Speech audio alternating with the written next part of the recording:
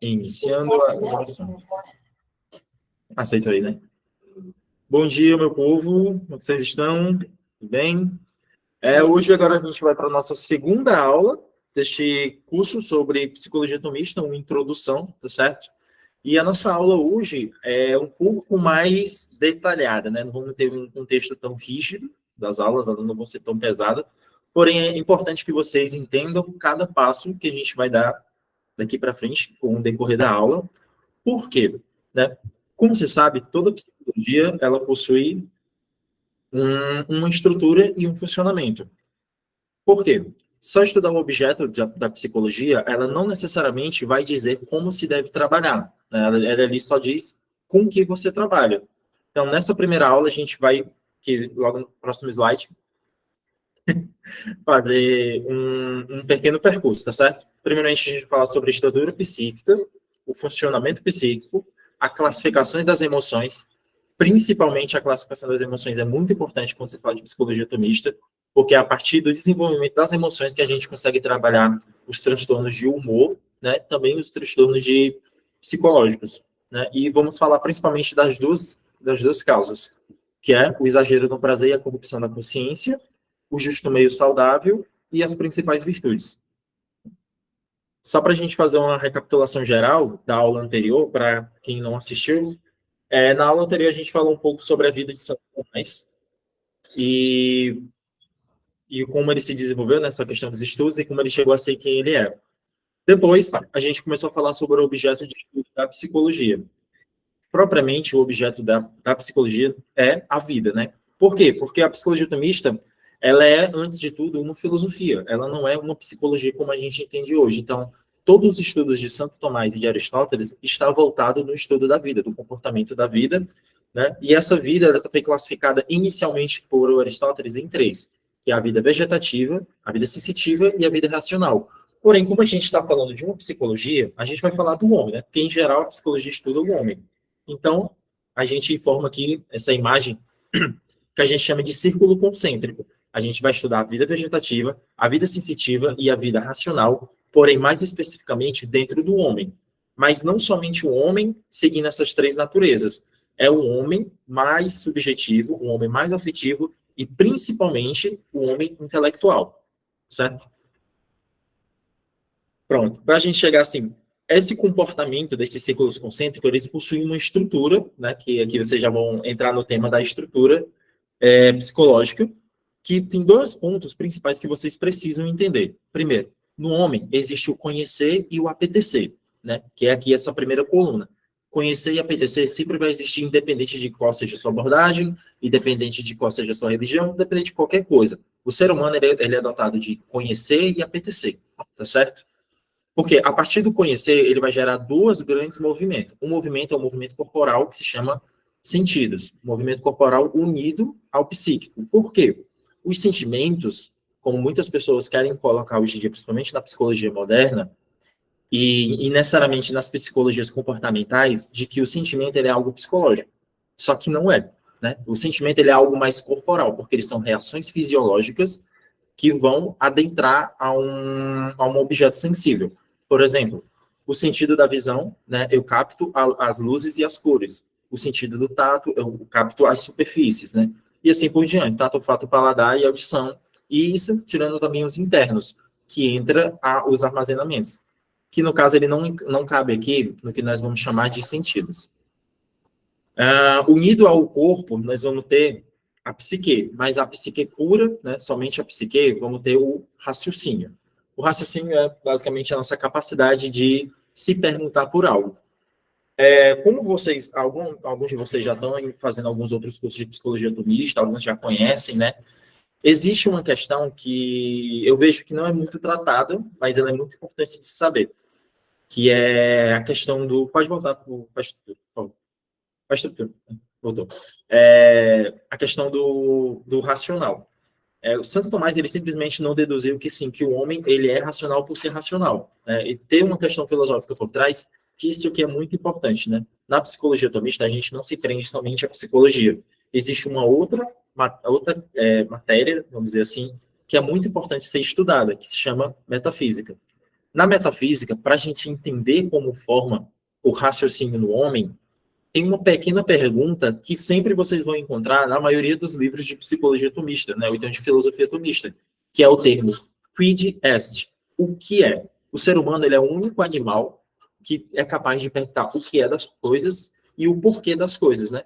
Então, o quid est vai ser uma questão que sempre vai surgir a todo momento. E para nós que trabalhamos com pessoas, nós temos que ter essa postura de o que é aquela pessoa, o que é que ela sente, o que é que ela está sentindo, como ela traz isso. Então, o que é das coisas é algo que na psicologia atomista ela vai se repetir. Em algum momento ela vai aparecer. Então, vocês precisam estar com seus ouvidos atentos e os olhos muito atentos para quando essas questões surgirem. Não somente quando vocês estiverem estudando, mas também quando vocês estiverem atendendo. Por quê? Se o paciente ele pergunta o porquê de algo, significa que existe uma certa consciência nele. Né? Tem uma consciência pegente ali, uma consciência flutuante nele. E essa consciência é um dos locais onde o psicólogo trabalha. Nós não vamos trabalhar somente nos sentidos, né?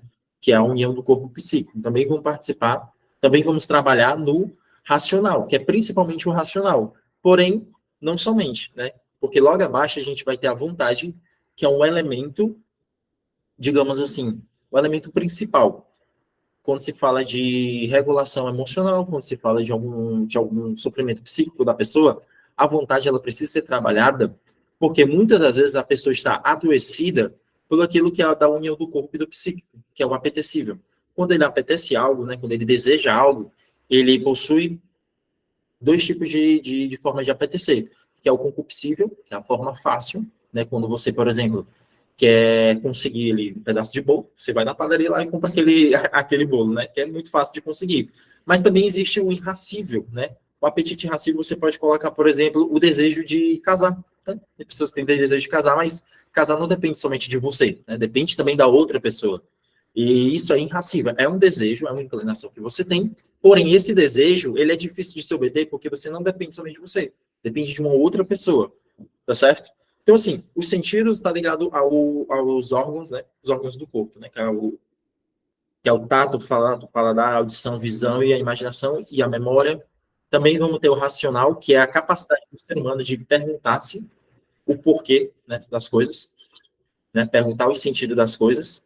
Só que ele não só pergunta, mas ele voluta, né, que ele vai ter, a vontade dele vai estar guiada para aquilo. A vontade, ela é o apetite humano, porém o apetite humano racional, o apetite humano consciente, tá certo? E existe um movimento inconsciente no homem, né, não propriamente o inconsciente freudiano, como a gente entende, né, é outro tipo de inconsciente, que é o concupiscível e irracível, porque mesmo que você queira ou não, eles vão existir em você. Né? Eles vão existir, eles sempre vão estar ali presentes. A questão do funcionamento, certo? A estrutura, ela vai funcionar da seguinte maneira.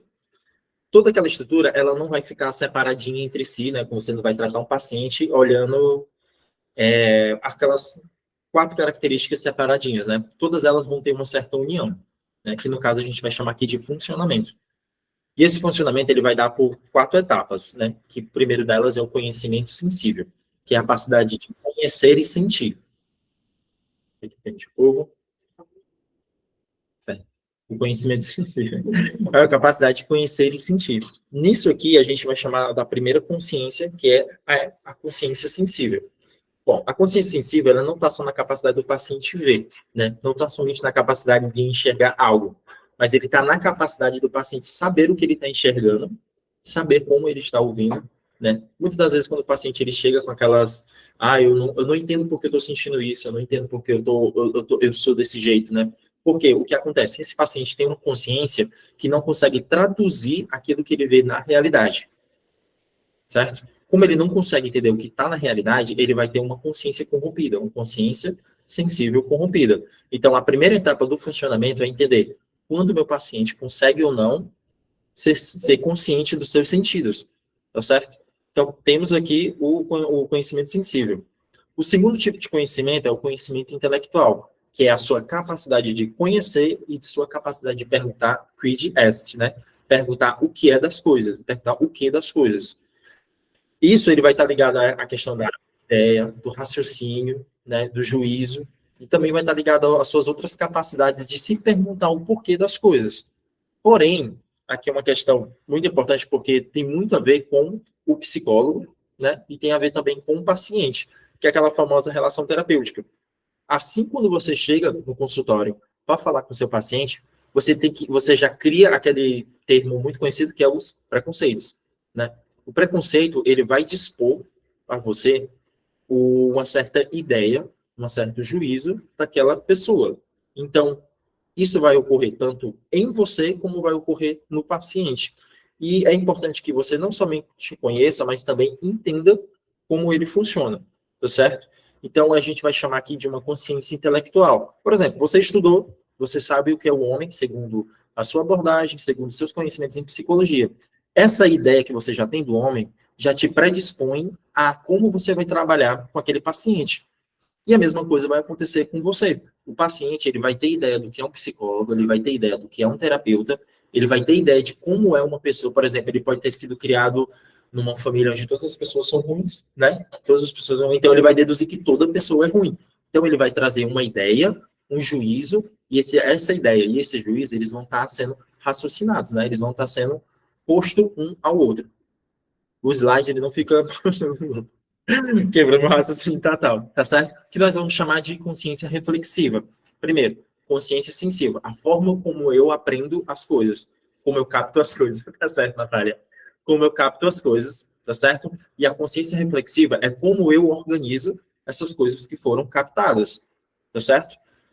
A segunda etapa, né, que, lembrando, o homem ele sempre tem um conhecimento e tem que ter um apetite. O terceiro ponto, ele é o apetite sensitivo, né? Eu vou dar uma leitura aqui, que é a tendência para um bem concreto, de onde deriva o prazer e a dor. Tudo aquilo que o homem entende como prazer e dor vai surgir aqui na onde tem um apetite sensível, que são aqueles que a gente falou no outro slide, que é o apetite concupiscível e o apetite irracível, tá certo? O apetite irracível, que é aquele que é difícil de se encontrar, tá rápido, tá certo? Mas assim, gente, sabe que... Ah, pronto. É, pronto. O paciente, pronto, isso que eu coloquei a questão do temperamento, tá bom? Que, por exemplo, essa tendência de prazer e dor não vão ser idênticas para ninguém, tá bom? Nem todo mundo ele vai ter essa, como é que eu posso dizer? Essa, por exemplo, nem eu vou sentir sempre o mesmo prazer e nem ela vai sentir sempre o mesmo prazer. Nossos prazeres serão diferentes. E isso é caracterizado pelo que a gente vai chamar de temperamento, tá certo? O temperamento, ele predispõe a gente a um tipo de sentimento e a um tipo de vício, né? A um tipo de virtude e a um tipo de vício. E, por exemplo, se eu tenho uma capacidade virtuosa de ser paciente, então a paciência não vai me gerar uma dor, porque eu já tenho essa predisposição a suportar a dor, né? E se eu tenho uma predisposição a um prazer sensível, por exemplo, eu me alegro facilmente com o bem do outro, né, e já você não, isso para mim gera um certo prazer. Então, aqui, esse apetite sensitivo, ele vai depender muito da pessoa. Por isso que é importante não só o conhecimento de como funciona os temperamentos, mas também entender como vai funcionar as emoções em cada temperamento ou uma virtude em cada temperamento. Por que eu falo de temperamento, gente? O temperamento ele é um conhecimento muito antigo, né? Já Santo Tomás ele já conhecia a respeito dos temperamentos, só não tratou mais porque era uma questão dos médicos. Então antigamente já tinha essa divisão, né? Que os médicos tratavam de uma coisa, os filósofos tratavam de outra e os teólogos tratavam de outra. Por isso que você não vai encontrar em Santo Tomás propriamente assuntos do temperamento, mas ele se encaixa perfeitamente no que é os apetites, tá bom? Deixa eu ver. Depois desse apetite sensitivo, nós vamos ter o apetite intelectual, que é a tendência para um objeto concebido pela inteligência que chamamos de vontade. Bom, é isso aqui que você precisa entender sobre o apetite intelectual. Quando você aprende sobre algo, você vai se mover para algo. O exemplo do bolo novamente. Você, na sua infância, aprendeu que um bolo de chocolate, ele é gostoso, ele é bom, tem lá seus prazeres, né? Só que você agora é um adulto e você vê o bolo de chocolate. Então, você não vai agir somente pela apetência sensível, né? Só pelo prazer que isso vai trazer para você, mas também pelo conhecimento que você tem, pelo como você vai alcançar esse bolo de chocolate, tá bom? E esse movimento de eu conheço e eu apeteço, ele é dado pelo que a gente vai chamar de vontade. A vontade é formada por esses dois elementos, o desejo e o conhecimento, tá bom? Aí volta ali o slide de novo na estrutura, certo? Lembrando desses 4 funcionamentos, a gente tem essas 4 estruturas. Mas para que vocês, assim, logo entendam essa estrutura, gente, porque, lembrando, na prática clínica, você não precisa ter isso aqui na sua cabeça para falar para o seu paciente, né? Você precisa entender somente para poder trabalhar com seus estudos. Por exemplo, eu vou estudar sobre algo, eu tenho que entender que esses movimentos existem. Por exemplo, o movimento do corpo e da psique, você pode entender como se fosse um cavalo, né? Ali é o cavalo. A psique é o cavaleiro. Por exemplo, o cavalo sem o cavaleiro, ele é um animal. Ele rege por si só, ele vai por si só. E o ser humano, quando a sua inteligência não está guiando a sua vontade, né? Por exemplo, quando o racional não educa a sua vontade, o ser humano ele não consegue controlar a si mesmo, certo? Aí, tudo mais aqui eles estão em estruturas diferentes. Lembrando, ali é corpo e psique. Né? Corpo e psique eles estão sempre unidos. Só a psique é a sua capacidade reflexiva. Ítalo, por exemplo, se você não tem os movimentos dos braços, os movimentos das pernas, você está ali em estado vegetativo. Mas se você tem a capacidade de racionar e sentir vontade, você ainda interage sobre algo. O problema é que ali você consegue ainda ser senhor de si, mesmo em um estado grave, entendeu? Porque a sua psique é o que guia tudo aquilo que você é. E que a gente entra na questão do sentido da vida, né? O sentido da vida do ser humano, ele nasce da união do intelecto, que é o racional, com a vontade. Porém, quando a gente fala para o outro lado, quando eu só quero os prazeres, quando eu só quero os sentidos, quando eu só quero aquilo que é fácil, ou, por exemplo, quando eu só quero aquilo que é difícil, eu sou um animal desgovernado. Quando você vive somente nessa coluna de corpo e psique, você não se difere em nada de um cachorro.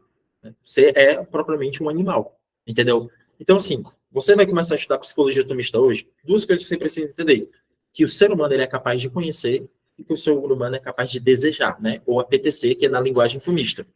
E esses 2 conhecimentos, eles são regidos pelo corpo e pela mente, entendeu? A psicologia atomista, ela não exclui, de forma alguma, o que é o que é ali, né? O que é o corporal e o que é o psicológico, né? A gente entende que tudo isso ele está unido.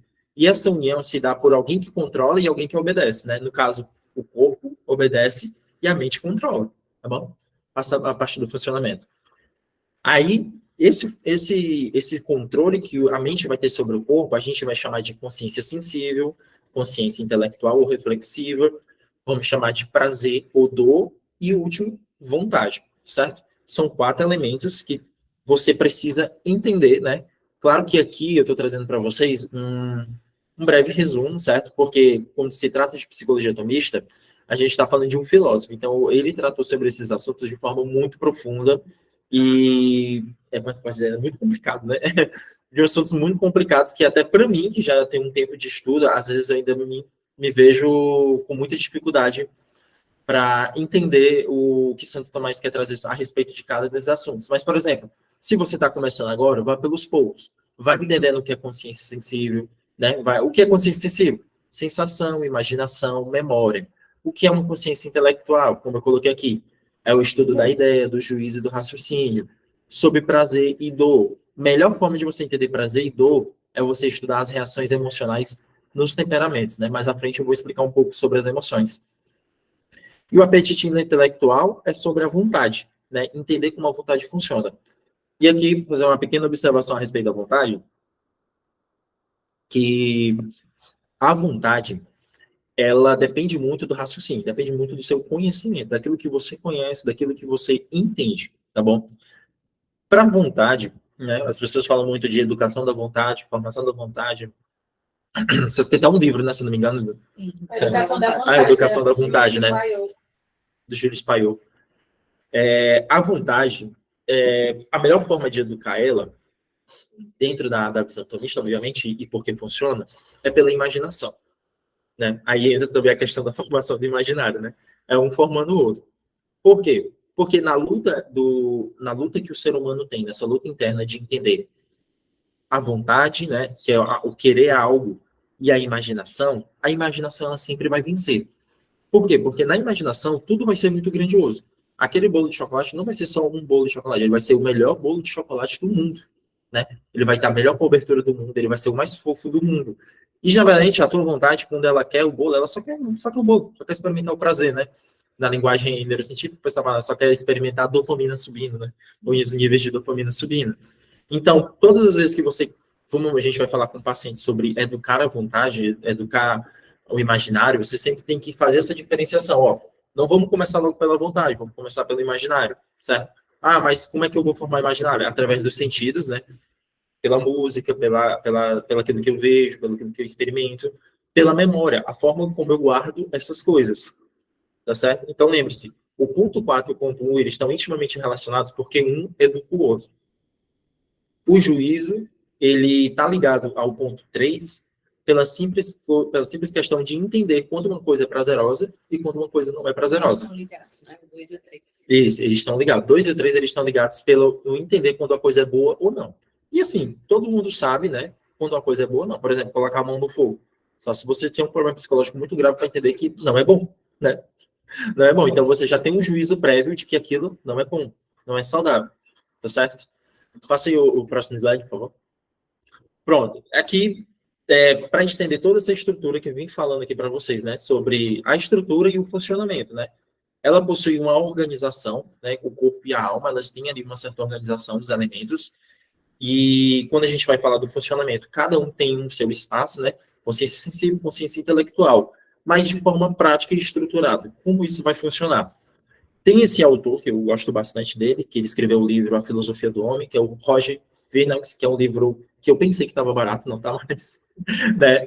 Que ele traz uma explicação breve de tudo aquilo que eu falei, de forma bem resumida, né? Que ele vai botar assim: pela tendência resulta a atividade, pela atividade física forma-se os costumes, e pela atividade espiritual forma-se os hábitos. Aqui o espiritual eu coloquei do lado psicológico para que vocês entendam, porque eles possuem meio que a mesma característica. A diferença é que o espiritual tem o auxílio da graça, que é um assunto muito complicado para poder tratar aqui nesse curso, tá bom? E eu vou começar agora a explicação a respeito dessa frase, para que as pessoas entendam. Pela tendência resulta a atividade. Vamos lá, gente. A maioria aqui eu acho que deva conhecer a terapia cognitivo-comportamental, né? A terapia cognitivo-comportamental, ela traz aquela estrutura do pensamento, né? Pensamento, sentimento, emoção e o comportamento. Aqui sozinha. E o comportamento. Essa mesma estrutura vai se encontrar na psicologia tomista, né? Ítalo, quer dizer que a psicologia tomista ela faz parte da TCC? Não faz parte, até porque estão 700 anos de distância uma da outra, né? Então, não faz nada a ver. Porém, elas funcionam da mesma maneira. Por isso que alguns psicólogos tomistas, eles vão ter formas de tratamento de pacientes muito próximo do que a gente conhece da TCC, tá certo? Então, quando o Roger Vernax, ele fala, pela tendência resulta a atividade, ele está formando aqui do aspecto cognitivo do ser humano. O cognitivo, ele vai trabalhar na correção das tendências, que eu acho que a maioria deve conhecer, né? Que é a questão da desordem e da ordem. Quando o paciente está desordenado, ele busca uma organização, essa organização não necessariamente ela é física. Não necessariamente ela é uma organização que, vamos dizer assim, que seja de rotina da casa. Existe anteriormente uma organização interior. E essa organização interior, né, que a gente vai chamar de cognitivo, que é as emoções, que é o pensamento, que é a imaginação. Então, antes de eu ter uma atividade, antes de eu ter uma emoção, antes de eu ter um comportamento, eu preciso organizar essas minhas tendências interiores. E aqui a gente entra na questão do temperamento, né? Vamos lá, eu sou colérico, então, para mim, as coisas vão ser sempre muito reativas. Mas a Brenda é melancólica. Sei lá, a Brenda ela vai ter uma tendência mais ter as coisas um pouco mais paradas. Eu tenho que entender que essas tendências são diferentes umas para outra, por isso que para o paciente a gente não tem, como eu vou dizer, uma coisa enquadrada, né? O paciente que trabalha, todo paciente eu trabalho desse jeito, né? Que essa é uma das críticas que a gente faz da TCC, que é enquadrar o paciente sempre em tudo, no mesmo né? modelo. No mesmo modelo, exatamente. E não trabalhar cada paciente na sua particularidade. Entendeu? Então, para a gente fazer com que o paciente ele tenha uma atividade, ele tenha um resultado, eu preciso entender o que é subjetivo dele, aquilo que a gente falou lá sobre o objeto de estudo do paciente, né?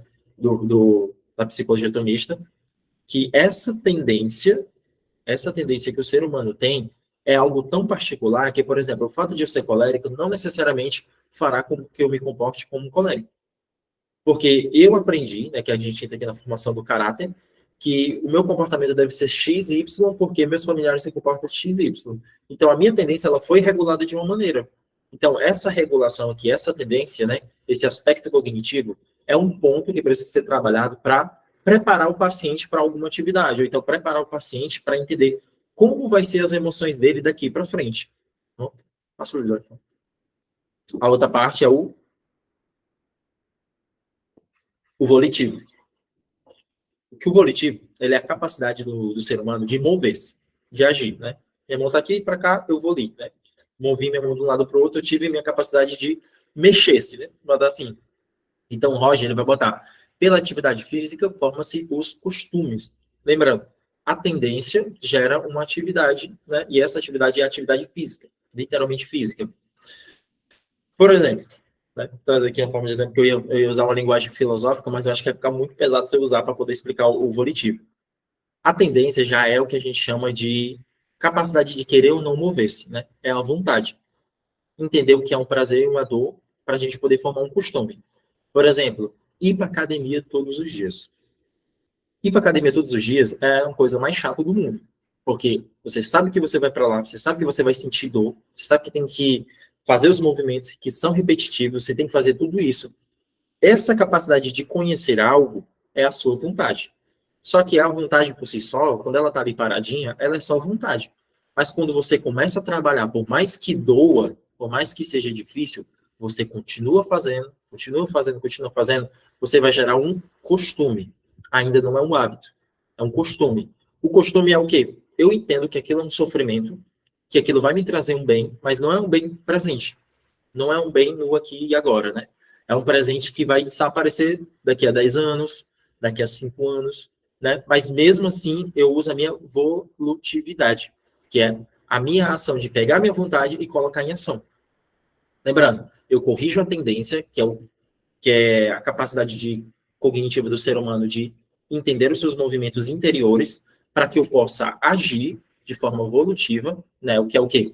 Educar a minha vontade para a ação, né? Por isso que ele fala, pela atividade física formam-se os costumes.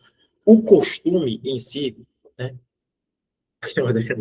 O costume em si, ele é uma espécie de aceitação do sofrimento, tá certo? A aceitação do sofrimento, ela vai muito na linha da questão de você entender que existe um fim último, né? Que o fim último, ele é um tema que a gente não vai tratar nesse curso, mas ele é um tema muito importante para quem quer entender a psicologia atomista.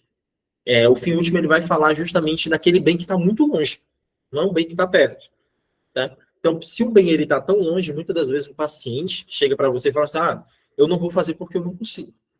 Ou então, eu não vou fazer porque dói, né?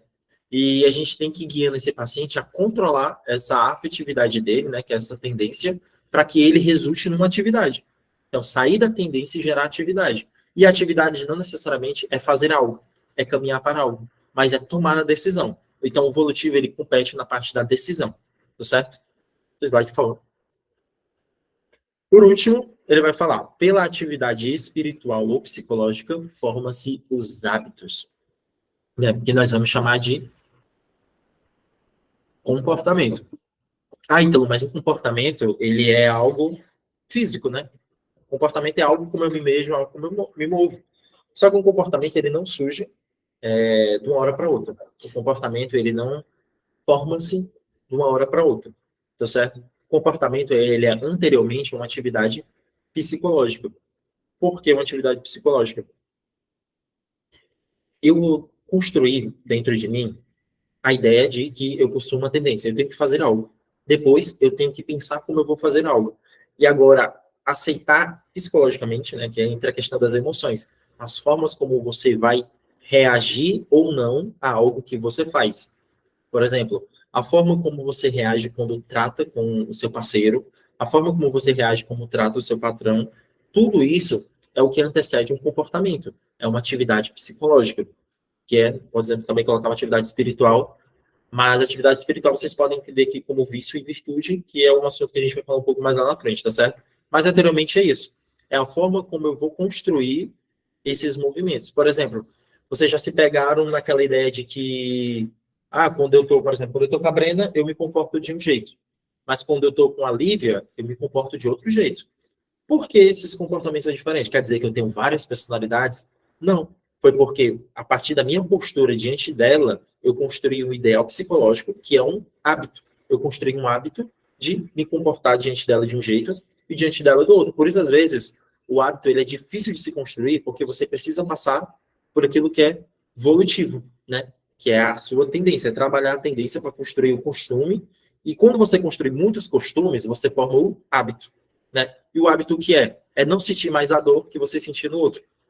É quando você faz uma coisa tão repetidamente, que não gera mais dor, não gera mais um sofrimento. Já é natural, já é um movimento natural, que a gente vai chamar de comportamento. O hábito é um comportamento natural que não gera dor, né? Não gera um sofrimento. Não mais, né? Porque pode ser que com a sua construção da sua personalidade com o tempo, você pode acabar ficando um pouco mais sensível para as coisas, né? Certo? E a gente tem que trabalhar, o Ida falou de costume e hábito, né? Isso no paciente. É por isso que, às vezes, jogar só no técnica não vai adiantar. Eu, pelo menos, não faço isso. Sempre que eu vou trabalhar uma técnica com o paciente, sempre que eu vou passar para ele ali alguma coisa que vai fazer criar o hábito, né, o volitivo, ou o costume, que é volitivo, e se comportar, formar o hábito, eu pergunto sobre o sentido da vida.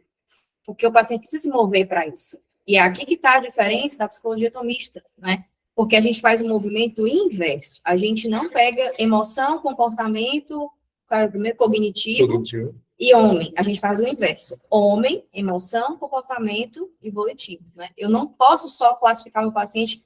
Eu não sei se vocês fazem assim, mas eu no começo era assim, o paciente chegava e eu, emoção, comportamento.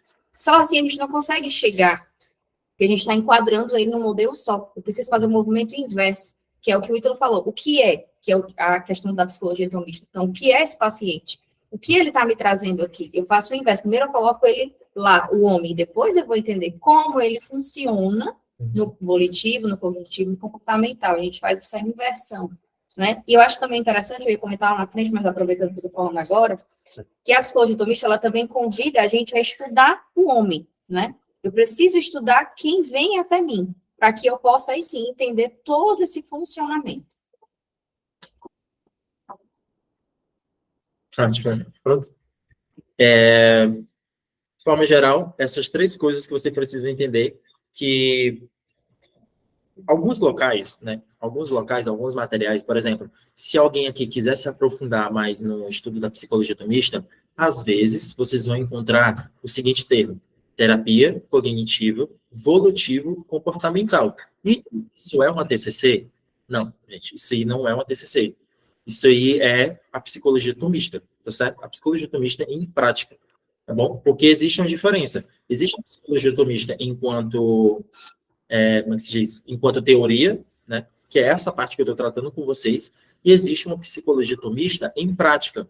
Porém, por questões de gente chata, né, no meio do mundo, a gente que não gosta muito do fato de a gente estar tratando de um santo, alguns autores estão utilizando hoje termos que tratam muito de uma parte mais científica. Então, eles vão usar muito o termo TCVC, né, que é a terapia cognitivo volitivo comportamental. Se você vê esse termo em algum canto, pronto, isso aqui é psicologia tomista, tá bom? Vai, por favor. Aí, vamos entrar aqui na classificação das emoções. As emoções, como eu falei lá no começo, ela é muito, muito, muito importante que você entenda quando se fala de psicologia tomista. Por quê, né? Aqui eu já deixei um pequeno resumo desse slide que dá para vocês entenderem. Mas, anteriormente, eu quero que vocês entendam a questão da subjetividade. Cada um, né, cada um de nós, possuímos uma forma de sentir o mundo e entender o mundo e também, como é que eu posso? Escrever sobre o mundo, né? Esse é o que a gente chama de abordagem, né? A forma como eu escrevo o homem, a forma como eu escrevo a realidade e a forma como eu escrevo o mundo. E todas essas três realidades, né? Que é o homem, o mundo e a forma como eu escrevo sobre eles, passam pelas emoções. Por quê? As emoções, elas são o que a gente vai chamar de segunda natureza, né? Existe no homem uma primeira natureza, que é a natureza racional, e existe uma segunda natureza, que é a natureza concupiscível, que pode ser ela virtuosa ou viciosa, né?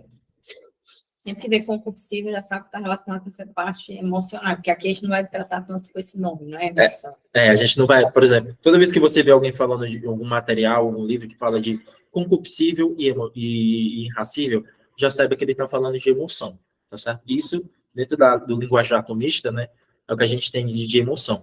Porém, elas são divididas, né? Ao todo, são 11 emoções na psicologia atomista. Só que antes de a gente adentrar de fato, isso aqui, cabe fazer uma pequena observação. Algumas pessoas usam o termo chamado inteligência emocional. Esse termo ele não entra na psicologia atomista pelo simples motivo que emotividade está num canto e inteligência está no outro, né? E a inteligência, a emoção, ela não pode ser inteligente por si, porque ela é irracional, né? Ela faz parte do corpo. Governada pela inteligência. Ela é governada pela inteligência, ela não tem como a emoção ser inteligente, né? Porque ela é um fator do homem, tá certo? Então, assim, toda vez que vocês vêm tentar fazer qualquer relação de inteligência emocional com uma pessoa que é estudante de psicologia atomista, fizeram até mandaram uma mensagem para o Rafael ficou muito bravo. Foi a primeira vez que eu vi ele chateado, porque são coisas que meio que destrói a teoria atomista, porque você está dizendo assim, o atomismo está errado porque a emoção ela tem uma certa inteligência. Só que é o contrário, né? Esse fato ele não existe. Isso aí surgiu como marketing, tá certo? A inteligência emocional surgiu como marketing, porque tinham que vender livros, as pessoas tinham que vender o livro de alguma forma, e as pessoas não querem ficar conscientes dos seus sentimentos, as pessoas não querem estar conscientes dos seus deveres. Então, aí o autor chegou e falou assim, cara, vamos fazer o seguinte, já que qual é a coisa mais fácil que um ser humano pode ter? Emoção. Nossa. A coisa mais fácil que um ser humano pode ter é emoção. Então, vamos dizer para essa pessoa, a emoção ela é inteligente, a pessoa não vai poder fazer esforço nenhum, porque é só organizar. Opa, aqui eu amo, aqui eu desejo, aqui eu sinto prazer, e isso é ser inteligente. Então, esquece essa parada de inteligência emocional, porque ela não existe quando se fala de psicologia atomista, tá certo? Mas para que vocês entendam isso que eu estou falando de a emoção não tem inteligência, nós temos que entender que elas são inclinações, são tendências naturais que surgem no nosso corpo a partir da nossa entrada na existência. A partir que você entrou na existência, você vai ter uma tendência, tá certo? E essa tendência é o temperamento que vai guiar a formação do seu caráter e, posteriormente, a sua formação da personalidade, tá bom? São elas as reações tranquilas, né? Ou concupiscíveis. Reações tranquilas são tudo aquilo que é fácil de se conseguir, né? Vamos estar divididos sempre em duas, né? Concupiscível vai estar dividido em estímulos favoráveis bom e estímulos desfavoráveis mal. O primeiro, né? Cabe aqui fazer uma outra observação. Vocês vão ver que a palavra amor nessa classificação é a única que não está escrita com A maiúsculo. Né? Não vai estar com a primeira letrinha maiúscula. Né? E por quê? Na psicologia atomista, a gente tem duas divisões de amor. Existe o amor emoção, né? Que não é a mesma coisa que prazer, né? Por mais que tenha, que é um prazer produzido por um objeto bom, e existe o amor decisão, tá certo? Então, todas as vezes que você vê algum material, ou então tiver estudando a psicologia atomista, e vê a palavra amor com o A minúsculo, né? Ele está falando da emoção. Quando é maiúsculo, ele está falando da capacidade de decisão do ser humano, tá certo? Então, assim, os estímulos favoráveis bons são divididos em três: amor, desejo e alegria. O amor, ele é o prazer produzido pelo objeto bom, né? Você vê a pessoa que você gosta, você sente amor por ela, então você vê algo que é bom, né? Ou então você vê a felicidade de uma outra pessoa, você também fica feliz com aquilo, né? Também é uma espécie de amor, certo? Só que existe a outra forma de amor, né, que é a forma de amor menos racional, que é o desejo. Só que nem todo desejo, porque alguns pessoas, acho que por acharem que a psicologia atomista ela surge de um religioso, a gente é totalmente contra o desejo, né? Que o homem ele tem que ser encastrado, né? Que ele não faz nada. Muito pelo contrário. Nós entendemos que o desejo ele é algo bom, porém ele precisa ser ordenado. Né? Ele precisa estar sendo direcionado para algo bom. Por isso que o desejo ele vai ser resumido como a inclinação afetiva a algum bem. Né? Aqui cabe aquela questão sobre nem todo vício é ruim, é porque as pessoas têm aquela questão de... precisa falar. Não, é só comentar que aqui a gente, que acho que também vale colocar, não são essas tendências de inclinações por si só, assim como o Ítalo falou, a gente nasce e já está inclinado a elas, né? Não são boas nem más. Né? E não são definitivas, um ódio né? bom, uma aversão boa, uma tristeza boa, sim. Né? Vai depender de como é que a gente vai, estímulo favorável ou desfavorável, né? Como é que vai se desencadear isso daí. Exatamente. E quando a gente vai falar aqui desse primeiro tópico, né, do amor e do desejo, né, e o desejo é essa inclinação afetiva ao bem, a gente possui a alegria, que é a posse afetiva do bem. Então, eu quero que vocês prestem atenção justamente nisso. Quando a gente vai falar de emoção em psicologia atomista, todas elas vão estar de alguma maneira correlacionadas. Por exemplo, o amor, ele é produzido pelo objeto bom. Isso quer dizer o quê? Por exemplo, você está na presença da pessoa que você gosta. Não necessariamente você precisa ter alguma comunicação com ela. Só em estar na presença dela, você sente esse algo bom, né? Então, você se sente bem, né, na presença daquela pessoa. Porém, você se sente também que você quer unir-se àquela pessoa, que é o desejo. Então, ou você quer unir-se a ela na relação sexual, você quer se unir-se a ela, estar perto dela, no toque físico, no cuidado, aí a gente vai chamar isso de desejo, que é o quê? É querer estar com aquela pessoa de todas as formas. O que acontece? Então, você está na presença de algo que é bom, você deseja algo bom, e o que ocorre? Você, de fato, consegue esse algo bom, você tem a alegria, que é a posse afetiva de um bem. Você tomou para si aquele bem. Então, tem que entender que as emoções, ela tem essas escalas. O amor é a presença, o desejo é querer unir-se e a alegria é estar unido, certo? Isso são estímulos. Uma hierarquia, né? Ela tem que ser obedecida. O amor, da forma como está aqui organizada, é a hierarquia correta, né? Então, esses estímulos favoráveis bom, né? Porque ele já está aqui no topo. Porque ele é muito fácil de se conseguir. Né? Não entramos no campo dos relacionamentos, mas ele se adequa a vários campos, né? A relação com os pais, a relação com os irmãos, a relação com as pessoas, com os amigos, né? Então, que existe uma série de uniões que você pode encontrar esses estímulos favoráveis. Porém, existe o inverso, que é o estímulo desfavorável mal.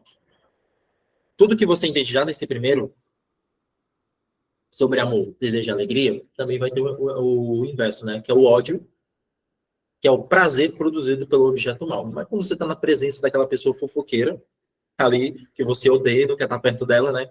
Você, só por estar naquele local, você já sente um certo ódio. Não é aquele ódio reativo. É um ódio de não querer estar no local. Então, o primeiro momento, é uma presença, é uma antipresença. Você não quer estar no local, você não quer estar com aquela pessoa, você não quer estar naquela situação. Então, você sente um ódio, certo? Lembrando, não é o ódio reativo. Porque o ódio reativo é o que a gente vai chamar lá na frente de raiva, né, de estresse, essas coisas do tipo. O ódio é simplesmente a tua antipresença, é não querer estar em um lugar, ou então não querer estar com uma pessoa. A partir do momento que você não quer estar com algo, você tem uma aversão, que é a repulsa afetiva, né? Que o ódio aqui, ele é uma inclinação primária. Né? Você está ali, ele acontece de forma automática, ele não tem uma capacidade racional, né? A sua inteligência ela não está agindo. Só que quando começa essa ação da inteligência, da vontade começar a agir sobre o ódio, você vai ter a aversão, que é você não querer estar afetivamente ligado àquela situação. Você quer a todo momento sair daquela situação, tá certo? Mas por uma infelicidade, eu acho que o melhor exemplo de aversão, de não querer estar no local, é um ônibus lotado. Né? Você está ali no ônibus lotado, você está com ódio por ter estado no ônibus lotado, né? Você já tomou, foi a sua primeira reação, né? Tô com ódio de estar nesse lugar. A sua aversão é querer a todo custo sair daquele lugar, né? Sair daquele lugar. Mas você precisa chegar em casa, então você, infelizmente, vai ter que se manter naquele local. Então você toma posse afetiva desse mal, causando o que a gente conhece como tristeza. Né? Então, bom, se você estiver trabalhando aí, né, na sua atitude, na terapia, você toma posse afetiva do bem, você fica... Não, você fica feliz por sofrer, digamos assim, não é? Você já, mas aí também já faz parte do amadurecimento. Isso, porque assim, a tristeza, quando assim, infelizmente eu tenho que passar por isso, né? Infelizmente, não é gradativo muito, entre aspas, entendeu? Essas coisas, não é porque hoje eu vou acordar com amor, com desejo e com alegria, né? Com ódio, aversão e tristeza, né? Não é assim, né? Vai ter no caso da tristeza em si, ela sempre vai passar pelo ódio e pela aversão, né? Porque, assim, no momento que você ficou triste, né? Aqui entra a questão da tristeza, existem vários níveis de tristeza, né? Que aí a gente fala da tristeza patológica, da tristeza... enquanto vício, né? Porque a tristeza enquanto vício é preguiça. Paixão, né? É uma preguiça, no caso. Ela é só uma preguiça. Então, assim, essa forma gradativa, como a menina colocou, ela vai ocorrer. Né? Por exemplo, se você, vamos falar aqui de novo do estímulo dos favoráveis, bom, você está ali com seu marido e você está sentindo ódio, tem alguma coisa errada. Né? Tem alguma coisa errada, porque não era o certo sentir ódio. Aí do nada você sente ódio e sente desejo. Pera ainda, como é que você está odiando algo e você depois está desejando? Então, aqui... É o que acontece. É assim, né? eu estou falando esse exemplo porque, como a Lívia falou aqui, ele acontece bastante, entendeu? Então, assim, aqui é o primeiro ponto para a gente entender uma desordem, né? Porque a psicologia também fala muito isso, ordem, desordem, ordem, desordem. E isso aqui é um exemplo de desordem, que é uma pessoa, eu odeio tanto aquela pessoa, mas eu desejo ela. Tem alguma coisa errada, né? Não é o correto, porque se você odeia, o correto é que você sente uma aversão. Por exemplo, esse exemplo que eu estou dando, se eu odeio e eu desejo, eu já sei que meu paciente que traz essa ideia, eu odeio meu marido, mas eu quero continuar mantendo a relação sexual com ele. O que acontece? Ela está objetificando o marido dela, né? Ele está transformando ele apenas num objeto de prazer. E isso é uma desordem por parte dela, né? Então, por isso que é importante que você entenda essas classificações, porque você vai entender como eu vou regular o meu paciente na estruturação dessas emoções. Para quê? Eu estruturando esse, o prazer produzido pelo objeto bom é o amor, né? Lembrando, o amor com A minúsculo é a emoção, tá certo? Porque com A maiúsculo, vamos dizer, por exemplo, aqui, você quer amar uma pessoa, porém aquela pessoa ela está afundada num determinado vício. O que acontece de forma muito comum em mulheres que têm maridos viciados em pornografia, né? O certo é você sentir uma certa tristeza, um certo ódio, certa aversão por ele estar nesse vício. Mas você quer tanto ajudar aquela pessoa que você tem que se esforçar. Então aqui entra o amor com A maiúsculo, que é o amor decisão, tá certo? Que você vai decidir por esforçar-se a amar aquela pessoa. Produzir dentro de você, de forma forçosa, um prazer produzido pelo objeto bom, tá certo? Pode passar o próximo slide, por favor. A outra categoria são as categorias irracíveis. Então, Oi. no caso, eu perguntei em que sentido, por exemplo, que você botou um exemplo ali, né? Aí perguntei se ele cita outro exemplo, você botou o amor, prazer produzido pelo objeto bom. Aí eu lembrei, no caso do aspecto da dor, a dor, em vez de prazer, a dor produzida pelo objeto bom. Um exemplo, uma mãe que tem que acorda 3 da manhã, da madrugada, sabendo que tem que acordar no outro dia 5 da manhã para trabalhar, mas ela acaba acordando 3 horas da manhã porque o filho começa a chorar e ela precisa amamentar. Ela não sente prazer com aquilo, mas Sim. ela sabe da necessidade, né? Aí então ela levanta, por causa, em função do amor que ela tem pelo filho, mesmo não sentindo prazer, ela levanta. Aí eu perguntei, a dor nesse sentido, entendeu? É o produzido pelo objeto bom? Quem é um objeto bom? A criança. Uhum. Aí eu perguntei se... Mas no caso aqui é aquela questão do primeiro ponto emocional. Passa que volta o slide do outro. Que é aquela questão, o amor, como eu falei para vocês têm que prestar muita atenção nisso. Existe um amor com A minúsculo e o amor com A maiúsculo na psicologia tomista, certo? O que fez ela levantar não foi o prazer produzido pelo objeto bom, foi o A maiúsculo, foi a decisão de querer o bem daquela outra pessoa, mesmo que ela passe pelo sofrimento. Uhum. Entendeu? Porque ela não é uma emoção, tá certo, gente? O que ela quer com A maiúscula não é uma emoção. Ela é um ato, uma decisão racional. É uma capacidade de escolher por algo, mesmo que você sofra. Tá certo? Porque se eu for guiar o meu paciente por tudo aquilo que é bom, é melhor deixar ele no vício. Porque vício é bom. Né? Dizer que um vício não é bom é burrice existencial. Tá certo? Se fosse assim também, todas as mães não levantariam, né? Não levantariam, exatamente. Sim, é verdade. Mas, emocionalmente, eu não quero. Exatamente. Volta aí, Zay. Pronto, beleza. Aham, beleza. Valeu. Pronto, gente. O outro são as reações de emergência. As reações de emergências, elas também possuem a mesma estrutura. São estímulo favorável de difícil bem-intenção, bem árduo. Né? Dá para entender que, né, o bem árduo é algo bom, só que é difícil de se conseguir. Né? O primeiro delas é a esperança.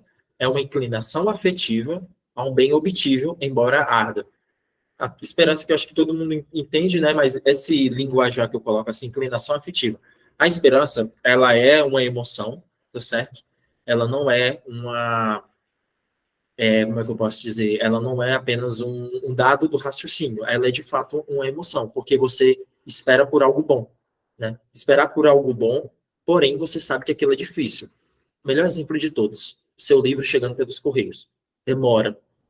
Você fica com aquela esperança de chegar, mas você sabe que é difícil de chegar, porque vem pelos correios, né? Mas é algo bom, né? E aquele algo que é bom, ele vai chegar em algum momento. Gera em você uma esperança. Então, não necessariamente é algo do seu raciocínio. Você não pensa para ter esperança. Você simplesmente sente a esperança, tá certo? Embora atualmente a gente tenha que fazer o paciente pensar, né? Hoje em dia não tem mais esperança.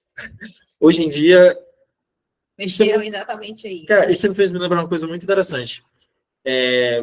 Muitos pacientes precisam dessa esperança, porque nem eles têm. Certo? E muitos deles não têm esperança alguma, nem na sua melhora, ou então mesmo e nem no seu sucesso enquanto uma pessoa que tem uma vida comum, tá certo? Por exemplo, eu atendo uma mãe que ela sente muito medo, ela sente muito um desespero, né? Que é o próximo. O contrário é o medo, né? O contrário do medo é o desespero. Ela sente tanto desespero em não ser uma boa mãe que ela não tem essa esperança. Então, eu tenho que educar a emoção dela, ajudar de forma racional a ela conseguir ter essas inclinações, né? Por isso que lá a gente fala de tendência, né? Que é o cognitivo. Ajudar meu paciente a gerar uma tendência que faça com que, a partir daquele momento, ele crie uma esperança, tá certo?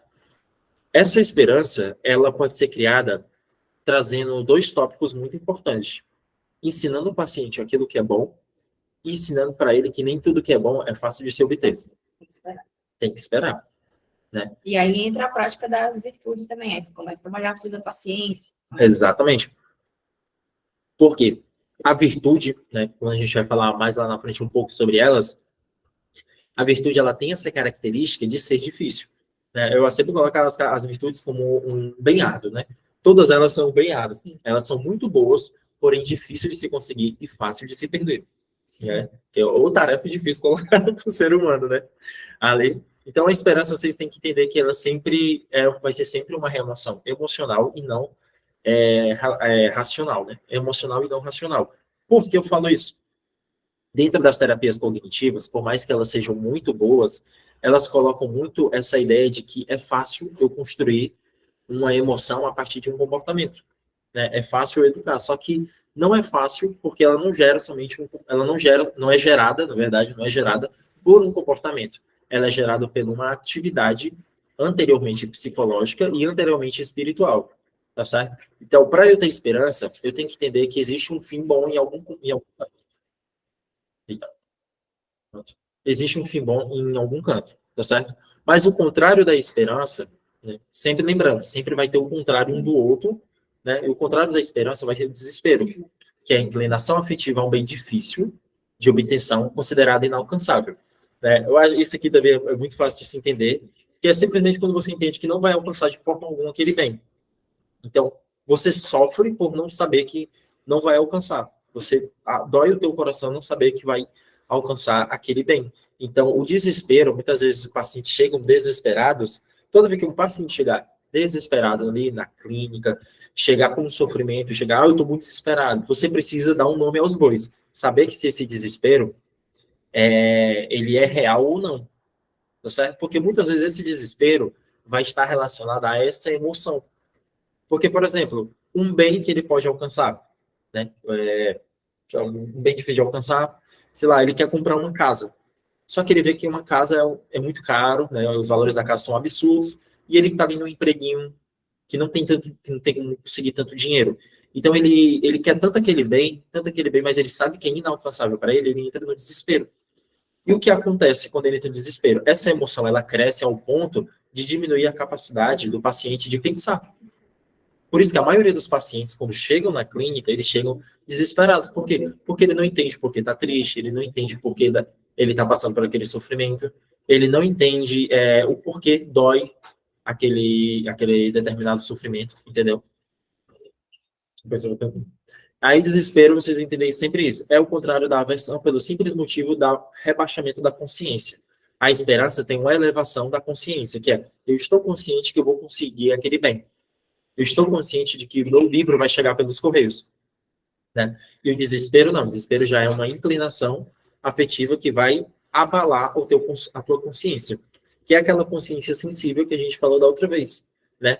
Que, por exemplo, quando eu não conheço bem, né? Por exemplo, como eu não conheço a minha capacidade de conseguir algo, eu entro em desespero. Como eu não conheço a minha capacidade, porque a pessoa nem foi fazer, né? Ela nem foi lá fazer, Mas como ela já sente esse medo, ela já coloca, como é aquele nome da terapia cognitiva? Esqueci o nome. Preconceitos não.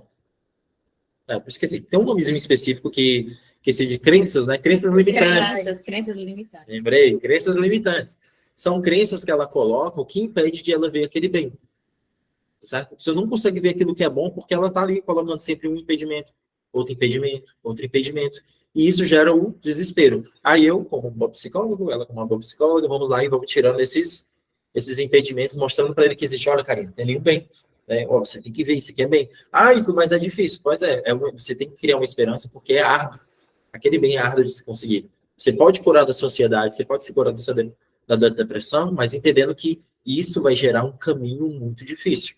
Né? No meio do caminho tinha uma pedra. Né? Olha lá o tamanho da pedra. Os outros estímulos que vão estar presentes também são os estímulos desfavoráveis, difícil de evitar. Um mal árduo, né? É um mal difícil. Por exemplo, a audácia, ela é uma consciência afetiva de um mal árduo, mas vencível, da qual você pode fugir. A audácia é o famoso bicho doido. Né? É o cara que ele sabe que aquele negócio é difícil, ele sabe que é quase impossível de realizar, mas ele tem aquele pingo de esperança de conseguir, né? Aquele gera ansiedade dos pacientes. Aquelas tarefas impossíveis, que não, mas eu vou conseguir fazer, eu coloco, né? Exatamente, assim, tem um mínimo de esperança ali dentro, a famosa audácia, mas que ele pode fugir, né? Ele pode fugir, ele pode não querer, mas mesmo assim ele vai lá e ele faz, né? Ele faz. E o contrário da audácia, né? Eu acho que já deu para vocês entenderem que a audácia é o bicho doido, é o cara que vai fazer as coisas mesmo sendo muito, muito difíceis, né? E quase invencíveis, porém tem uma capacidade mínima de vencer sobre aquele algo que está acontecendo com a pessoa, tá certo? Mas o contrário total da audácia é o medo. Né? O medo, ele é a consciência afetiva de um mal invencível do qual se pode fugir, tá certo? Aqui o medo, ele possui... Não se pode. Do qual não se pode. Da qual não se pode, desculpa, gente. Da qual não se pode fugir. O medo, ele vai falar aqui, uma consciência afetiva, tá certo? A consciência afetiva, ela vai estar ligada também à sua capacidade de entender, né? Você entende que aquilo é um mal, que você não vai conseguir vencer, você não vai conseguir ganhar daquele mal, e por você não conseguir ganhar aquele mal, a sua posse, né, quando você se prende ou apreende aquele mal de forma sensível, você vai gerar uma outra consciência, né? Que é essa consciência afetiva do mal. Você sabe que não dá para vencer. Por exemplo, o cara viu um fantasma. Oh, meu Deus, eu vi um fantasma. Como é que vence o fantasma? Não sei como é que vence o fantasma. Ele vai ficar com medo, né? Ele vai ter essa inclinação afetiva do medo. Não dizer que o fantasma existe, gente, pelo amor de Deus. Né? É só um exemplo. Ou então, quando você vê, sei lá, um perigo, né? Mas se a gente contar uma vez, também. Depois eu vejo. Tem alergia a camarão? Não. Tá bom, não tem alergia a camarão. Pronto. Aí o medo, ele vai gerar... O medo, ele vai gerar... Porque, assim, essa consciência, ela possui vários graus, né? Porque, lembrando, eu estou trazendo aqui, são alguns resumos, mas esse medo, ele vai ter vários graus. E esses graus a gente vê muito na clínica. Porque tem medos que vocês aqui já podem ter visto, são medos pífios, né? Medos que você pensa assim, não, gente, não tem como ter medo disso. Tem outros que, de fato, são medo. Por exemplo, uma mulher que é ameaçada pelo seu marido. Né? Eu já tenho alguns casos de paciente assim. Aquilo é um medo real. Então, eu tenho que saber diferenciar o que é um medo de uma consciência afetiva rebaixada e quando é um medo real. Né? É por isso que, bem lá na frente, a gente vai falar dos 5 objetivos da psicologia humanista, e um deles é a psicorreeducação. Porque aqui a gente está explicando para vocês que pode ser que esteja um pouco difícil de entender, mas lá na prática clínica, o paciente chega com esses medos, e não é que a gente não está considerando ali a subjetividade dele, ou que ele de fato possa ter um medo, mas tem um negócio chamado proporção. Às vezes é um medo que não é, que é só uma dificuldade, não é? Alguém falou aí que hoje em dia as pessoas sofrem por coisas que elas conseguem alcançar. Pois é, eu sofro porque eu não consigo acordar cedo, mas acordar cedo, por mais que seja árduo, é alcançável. Então, aqui também vai entrar um pouco dessa questão. A gente tem que definir os graus do medo. Existe um medo que é só uma reação mesmo comum que a gente tem, porque é um susto, na verdade, não é um medo. Então, daí a importância de psicorreeducar o paciente. de dar nome às coisas, de dar nome ao que ele sente, às experiências, que, de novo, volta para aquele ponto do que é. Ensinar o paciente a perguntar o que eu estou sentindo, o que eu estou vendo. Isso condiz com a realidade, né? Isso condiz com o que, de fato, eu estou passando. E aí a gente vai, de fato, conseguir trabalhar um medo verdadeiro, como esse que o citou, né? Um medo que é real, um perigo que é real. Certo? Mas é porque, assim, a emoção, né? A emoção é um medo que todo mundo pode ter. No dia, a gente pode ter várias variações desse medo, várias variações de audácia, de desespero. Cada um vai ter uma experiência particular. E aqui cabe uma crítica a algumas psicologias modernas que elas querem tratar como uma verdade absoluta, às vezes, um sentimento que um paciente tem. E muitas vezes é um sentimento tão subjetivo, tão particular, que só ele tem, né? Eu vou dar aqui um exemplo. Nem todo mundo tem medo de barata, mas tem gente que, quando vê uma barata, desmaia. Aí, aquele medo, ele precisa ser tratado não como uma emoção, mas como uma deficiência psicológica, entendeu? Porque, lembrando, a psicologia tomista, ela não vai excluir nenhum tipo de conhecimento moderno. Ela vai só aprender o que é bom, né? Que a gente é malo, né? Pegar aquilo que é bom para nós, né? Então, você precisa entender esse pequeno detalhe, tá certo? Quando a gente fala medo, ele não é só uma emoção. O medo, ele tem o medo afetivo, né? Que é o medo psicológico, o medo espiritual, né? O medo espiritual, gente, vamos colocar aqui para quem fala de escrúpulos, né? A pessoa fala de escrúpulos, por exemplo, a pessoa tem medo de fazer algo que é irreal, que não está na realidade, não é tocado, né? É metafísico. Né? Tá além da física. Então, por exemplo, eu tenho medo de ofender a Deus, mas é tipo assim, cara, tu consegue ver, consegue dimensionar isso? Muitas vezes a pessoa não consegue dimensionar. E vai gerando esses toques, esses escrúpulos, né? Que vai surgir desse medo espiritual, né? Lembrando, é o medo psicológico, o medo afetivo e o medo espiritual, certo? E a ira, ela é a posse afetiva do mal, difícil de evitar. Bom, a ira, né, para quem é colérico, assim, então eu tenho muita disposição à ira, facilmente eu fico irritado, e nem necessariamente é uma coisa má, né? Necessariamente é uma coisa má. Às vezes eu fico irritado, assim, ó, meu Deus do céu, é ali uma reação. Porque existe a ira emoção, né? Sempre vocês têm que fazer essa diferenciação. Existe a emoção e existe um dado da realidade. Por exemplo, o fato de você não conseguir algo, não necessariamente você está com ódio daquela pessoa, com raiva daquela pessoa, mas gera aquela raiva inicial e depois passa. Quem é assim é o colérico, né? Eu vou dar esse exemplo colérico que eu adoro, que é muito assim. Ele fica com raiva, com tanta raiva, você pensa, meu Deus, aquela pessoa está me odiando. Só que do nada, ela está normal. Próximo segundo, como se nada tivesse acontecido. Existe essa reação temperamental de ira, né, que é a raiva, e existe a raiva de fato, que é quando você realmente passa por algo que é tão difícil, mas tão difícil, que você vê que não consegue, você começa a sentir raiva, não somente da situação, mas até de si mesmo, tá certo? Então, assim, eu vou tentar disponibilizar esse quadro das emoções de forma resumida para vocês. Na verdade, eu acho que eu vou enviar um material completo para vocês estudarem sobre essas emoções, porque lembrando, a gente está trazendo aqui um conteúdo introdutório para que vocês entendam como se estrutura e como funciona as coisas, tá certo? Em outro momento a gente vai dar umas aulas mais completas sobre cada um desses pontos, mas assim, não entenda uma psicologia tomista como uma psicologia da religião, né? Que ela não é, tá certo, gente? Ela não é uma psicologia da religião. Ela é uma psicologia como qualquer outra, que você pode trabalhar com o paciente, seja ele católico, evangélico, ateu, budista, à toa, né? Seja lá o que ele for. E essas coisas, assim, não dá para ler e, então, na próxima sessão vou aplicar. Não, você tem que sentar e entender um pouquinho mais, né? Essa questão do medo aqui que a gente falou, na clínica eu passei por uma situação como essa. A paciente chegou dizendo que tinha ansiedade, e aí eu fui lá, né, vídeos de psicoeducação, né, também não utilizei a coisa da TCC, né, não eu utilizo também, mas nada, a paciente dizia, não, mas não é assim, eu não sinto assim, eu não sinto desse jeito. E aí eu fiquei uns 2 meses, como assim é ansiedade e ela não sente isso que está falando aqui? Por conta desses graus, por conta dessa diferenciação. Exatamente.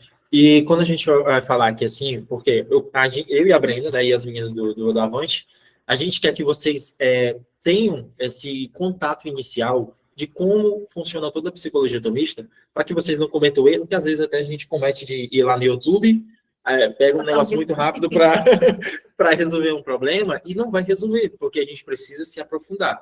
E lembrando, todas essas emoções, todas elas possuem um grau, né?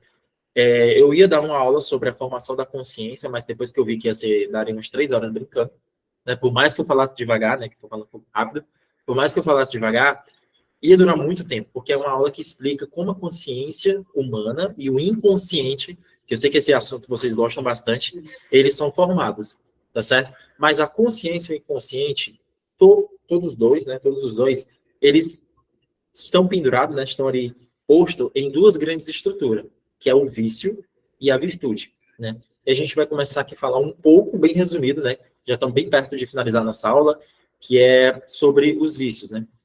O vício, né, já coloquei logo essa frase aqui, o vício, ele é um exagero no prazer e a corrupção da consciência. O exagero no prazer, por quê? Lembrando, a psicologia tomista, ela não condena o prazer. Por que eu estou falando isso? Porque existem materiais de pessoas de linha junguiana, de pessoas de linha psicanalítica, que dizem que a psicologia tomista, ela quer acabar com o prazer humano. Muito pelo contrário, a gente não quer acabar, a gente quer ordenar, né? Colocar numa ordem. Então, assim, o vício, ele nasce no exagero do prazer, no querer demais uma coisa, né? E esse querer demais, ele vai gerar essa corrupção da consciência, certo?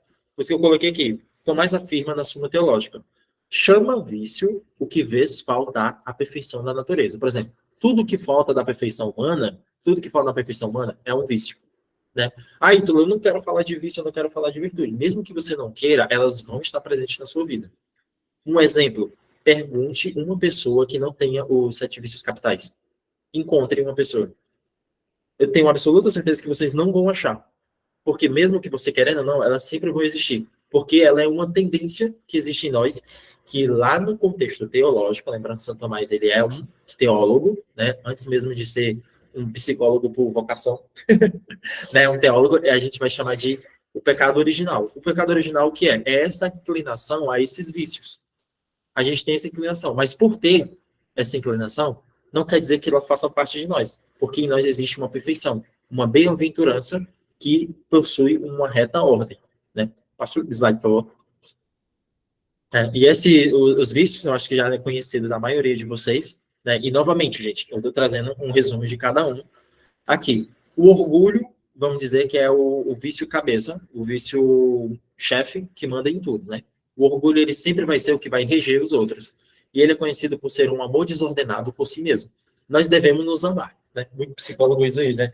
Ah, a gente tem que se amar, a gente tem que se amar primeiro. Tá certo, a gente tem que se amar. Mas o nosso bem, ele tem sempre que visar o bem do outro. O bem, não é o bem com B maiúsculo. O bem com B maiúsculo, né? O bem do outro. Só que o que as pessoas entendem hoje pelo amor próprio é um amor orgulhoso, né? Um amor egoísta. O famoso egoísta é o orgulho e vitimista, tá certo? Então, o orgulho é a doença que a gente vai encontrar em todos os nossos pacientes. E muitas das vezes em nós mesmos. Tá certo? Então, vai trabalhar o amor próprio ordenado. E a gente tem que buscar trabalhar esse amor próprio ordenado. Eu sempre, quando eu estou trabalhando assim com mulheres, né? E geralmente são mulheres católicas, né? Que eu sei que grande parte aqui são católicos. Muitas delas chegam para mim e falam assim, Ítalo, mas eu não posso ser vaidosa. Eu falei, oxe, mas você tem que se cuidar. Não para você, mas pelo seu marido, que já é o tempo de casais, né? Então, assim, você tem que cuidar do seu marido, você tem que levar essa imagem, assim como ele também, né? Não é papéis aqui, o homem não faz nada e a mulher faz tudo, né? Esse amor próprio, ele tá para cuidar do outro, né? Como a pessoa te vê. A pessoa tem que ver algo agradável, né? Ver algo agradável. Não quer dizer que você tem que estar maquiada assim que acorda, pelo amor de Deus, né? Vamos limitar as coisas, né? Ordenado, você também é a primeira pessoa, né? Você também tem que se ver assim. Você tem que se ver assim, porque não adianta de nada. Você não vira luxúria. Vira a famosa luxúria. É aquela coisa, como é uma ordem, então ele sempre vai estar pendendo de um lado para o outro, né? E a gente busca essa ordem no meio, certo? Mas lá na frente eu vou mostrar um pouco para vocês como se dá isso. Maquiado. Não é ordenado. Exatamente, não é ordenado, não. Prejudica a pele, né? Aí já vai todo o amor próprio. O amor próprio vai por água abaixo. Né? Abaixo, né? Lembrando, tudo a gente vai colocar em ordem. Abaixo do orgulho tem a avareza. A avareza, digamos que ela é a filha predileta do orgulho, porque ela também é um amor ordenado por bens materiais, né? Que também é um amor ordenado por si mesmo. É o desejo de querer possuir tudo. É o desejo de querer possuir tudo aquilo que é material. Não necessariamente o dinheiro, porque quando a gente fala do avarento, a gente sempre dá, o dinheiro, o dinheiro. Não, muitas vezes a gente tem um paciente que é apegado a, por exemplo, aos acumuladores compulsivos. Os acumuladores compulsivos, eles são avarentos, né? Mas ele tem uma linha de distorção cognitiva. Sim, ele tem, né? Ele tem essa distorção cognitiva. Porém, ele tem essa inclinação do pecado, né? Entre aspas aqui, o pecado, que é o querer possuir um bem material, tá certo? A inveja, né? A inveja, eu acho que todo mundo sabe o que é, que eu sempre coloco, a inveja é o único dos vícios que ninguém quer ter, mas a maioria tem. Né? Eu tenho, ela tem, quando não pode ter em algum grau ali, né? A gente tem, em algum momento a gente tem, que é basicamente, é um ódio pelo o bem alheio. Né? Alguém ganhou algo, alguém está feliz por algo, aí a gente sente que eu queria estar, eu feliz. Alguns né? autores também vão colocar como tristeza, né? Ódio ou tristeza pelo bem alheio, né? A inveja é uma das filhas da Assídia, que é a tristeza. Pronto. Aí a ira, né? Se ele depois comentar os outros, a ira é o ódio de si pelo outro, né? Por exemplo, por que o ódio de si pelo outro? Vou explicar isso para vocês, gente. Muitas das vezes, quando você está tratando de paciente, muitos dos pacientes estão ali morrendo de raiva por uma situação que aquela pessoa já não viu, ela não entende mais. Ela já nem está mais vivendo aquilo, mas só o paciente sofre. Então, o ódio, a ira, na verdade, perdão, a ira, ele é esse ódio que só está guardado dentro de você. É você ruminando aquela raiva, ruminando aquela raiva. Enquanto a situação, por exemplo, é de uma briga, enquanto a outra pessoa está vivendo a vida dela. Né? Isso é muito comum. Muito comum os pacientes terem essa raiva que só ela tem. Então, por isso que ela é um ódio de si. Você tem um ódio de si mesmo. Porque você está ali ruminando, trabalhando para si mesmo. Certo? Luxúria, gula... Luxúria, amor desordenado pelo prazer sexual. E aí eu falei também do orgulho. Foi um orgulho que eu disse que podia ser como uma luxúria, porque a luxúria a gente está falando, sim, de questões, né, mais relacionadas ao prazer, principalmente o sexual, carnal, mas também tem a ver com essa questão dessa visão errada de si mesmo, né? Que aí tem a vaidade, que vai entrar aqui também. Gula, amor desordenado pela comida e bebida, né? Que é a questão também da compulsão no comer, né? É a compensação, né? Eu quero compensar sempre alguma coisa, e isso é desordenado, né? Eu coloco a comida ali como sendo um bem, que não é um bem, né? Uma compensação que, na verdade, não compensa. E a preguiça, que também alguns autores vão classificar como sendo um tipo de tristeza, né? Que é o ódio pelo bem agir. Eu tenho não só um ódio, mas eu também tenho uma tristeza, né? Aquilo não me faz, é um mal, né? Olha a classificação que ele fez lá na tristeza, né? Então, eu também não quero agir, eu não quero fazer. É por isso que isso aqui, inclusive no consultório, né? Você chega e diz para o paciente, é um ódio pelo bem agir. O paciente vai dizer, mas eu não tenho preguiça, né? Eu procrastino, né? Que procrastinação, na verdade, também é uma palavrinha nova, que é preguiça. Eu sempre coloco que a procrastinação é o nome moderno da preguiça, né? E aí você vai dizer para o paciente, tá, você não tem preguiça, mas você não tem vontade, você não tem alegria, você não tem prazer. Isso é tristeza. E tristeza também te impede de bem agir. Exatamente. Próximo slide, por favor. Slide, né? O justo meio saudável, né? Na psicologia também a gente entendemos que a dinâmica da vida humana pede uma ordem natural, que é aquela perfeição, que faz amadurecer diante da própria vida. Lembrando, essa perfeição, esse justo meio, é o que leva o homem à maturidade. Toda pessoa madura, ele é perfeita porque ele está no justo meio. Não é perfeição de beleza, né, gente? Tem santo aí, descobri um dia desse que tem um santo padroeiro dos feios. Então, até um feio conseguiu ser um homem justo e perfeito, né? Ele é com saco negativo. Né, cara, eu falei, né? Essa ordem... Oi? É o padroeiro dos feios. Não está dando para ouvir. Não está dando para ouvir. Quem está com o áudio aberto ou está perguntando. Qual o padroeiro dos feios? Ah, eu esqueci o nome. É o nome. Deixa eu olhar aqui, já a gente... já a gente fala, tá bom? Na mensagem. Manda na mensagem. Aí, essa ordem natural nasce do cultivo constante das virtudes dentro de uma disposição consciente. Vocês sempre vão ver esse nome consciência, gente, porque a consciência é muito importante. Por quê? A consciência, ela é entender que a realidade existe. Ela é entender que esse copo está aqui na minha frente, que a câmera está aqui do meu lado. Ter consciência é ter noção de realidade, entendeu? Por isso que também a psicologia feminista ela é conhecida como a psicologia da realidade, tá bom? Passa o slide, por favor. Lá. Até o nome do chefe. Pronto. Gente, isso aqui eu trouxe um exemplo, né, para falar bem rápido para vocês sobre como vai funcionar essa dinâmica do justo meio. O justo meio, ele é o ponto de perfeição humana. O ser humano ele é maduro e perfeito quando ele consegue se manter neste meio, certo? Foi São Tomás que escreveu esse negócio de justo meio? Não foi, gente, foi Aristóteles, tá? São Tomás só botou a mãozinha e pegou para ele, né? Trouxe para ele. Qual o vício oposto da virtude da ordem? Desordem. Isso também. Né? Desordem. A preguiça. Eu não quero fazer, por exemplo. Entenda, o justo meio, ele possui aqui, por exemplo, a integridade, né? Ser uma pessoa íntegra, né? Ser íntegro, mas aí, qual é a deficiência do íntegro? É a corrupção. Aí, e qual é o exagero? É o legalismo. Porque aqui tem muita gente, que é aquele pessoa que é o virtuoso demais. Aquele cara que quer ser virtuoso demais, ele está aí no estado de perfeição, ele está em excesso. E isso não é ser perfeito. Né? Porque o justo meio, ele entende que todos nós vamos estar sempre inclinados para um lado ou para o outro. Ou a gente vai estar inclinado para a corrupção ou para o excesso. Né? E nenhum dos dois é a perfeição humana. A perfeição humana é sempre o justo meio. Tá bom? Então, eu botei aqui assim, o discernimento, né? Deficiência, tolice, e o excesso, o faresianismo. Né? O amor, lembrando, o amor com A minúsculo, né? Que é a emoção, né? A emoção do amor. Ele tem o egoísmo, que é a sua deficiência, e o permissividade, né? Vamos lá, respeito, vamos ter a negligência como deficiência e a idolatria como excesso. A humildade, vamos ter a soberba como deficiência e a autodegradação, certo? A diligência, a preguiça como deficiência e a compulsão laboral, né?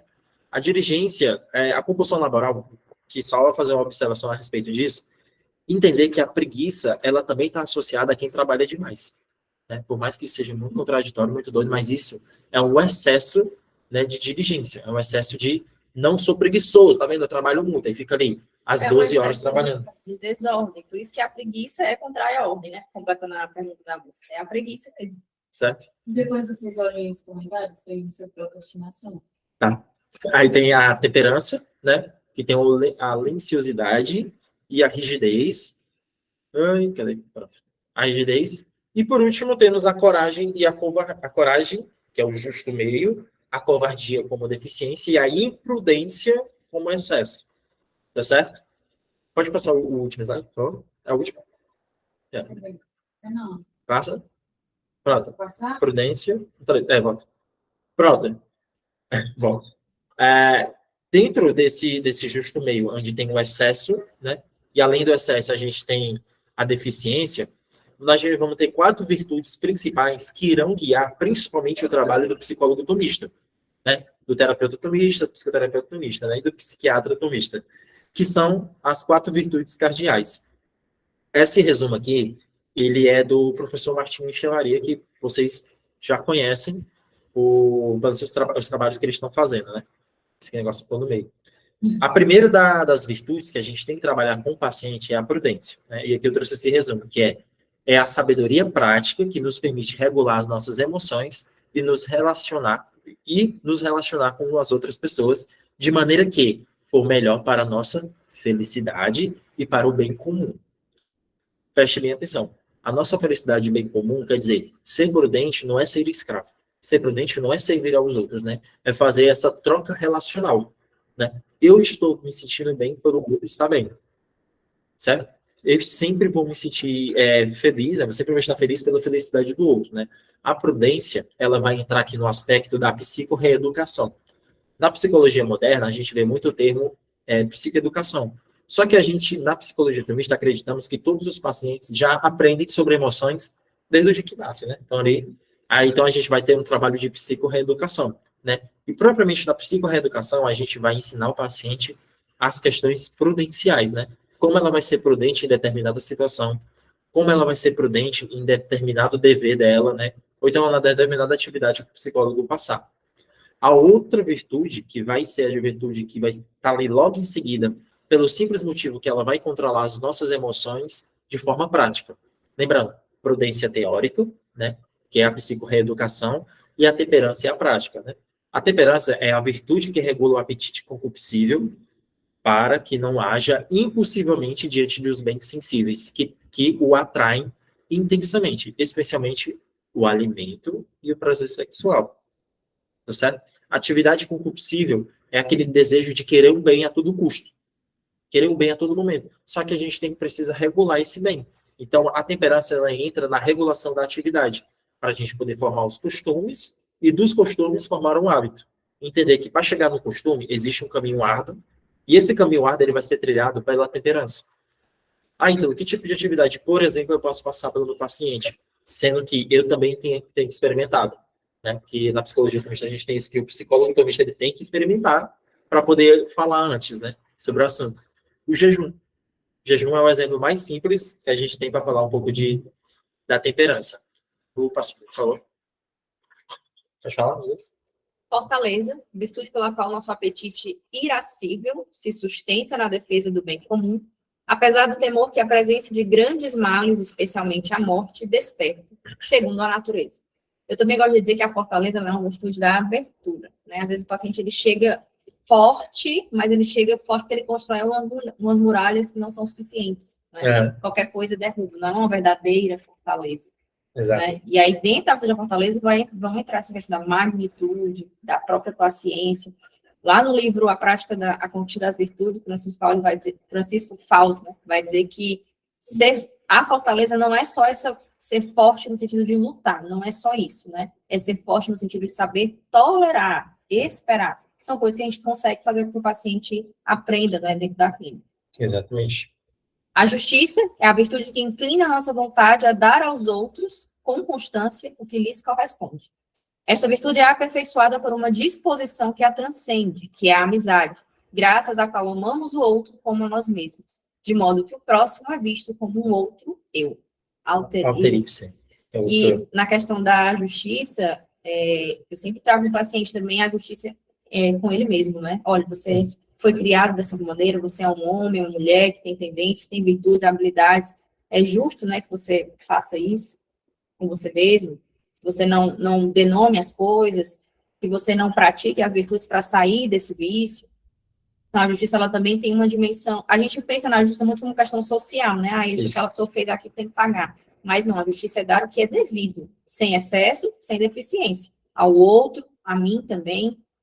Isso. Aí, as próximas aulas, a gente vai tratar a respeito dessas 4 virtudes. Prudência, na prática clínica, tá certo, gente? Vai ser tudo voltado para a prática clínica, a temperança, a fortaleza e a justiça. Por quê? Essas 4 virtudes, elas estão correlacionadas na prática do psicólogo, né?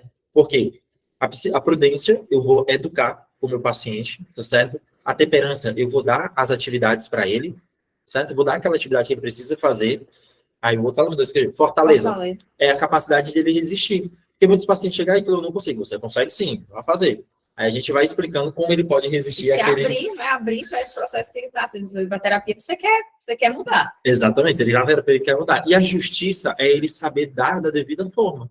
Saber controlar da devida forma, como a Brena falou, né? Ter essa abertura para poder estar ali com os familiares dele, estar com o parceiro, ou estar com os amigos, e ser justo consigo mesmo, anteriormente, com o outro, tá bom? Gente, então esse foi a nossa aula. Desculpem qualquer coisa, espero que vocês tenham entendido. E mais tarde no grupo eu irei colocar o material para que vocês consigam se aprofundar um pouco mais no assunto, tá bom? Então vou abrir aqui para as perguntas.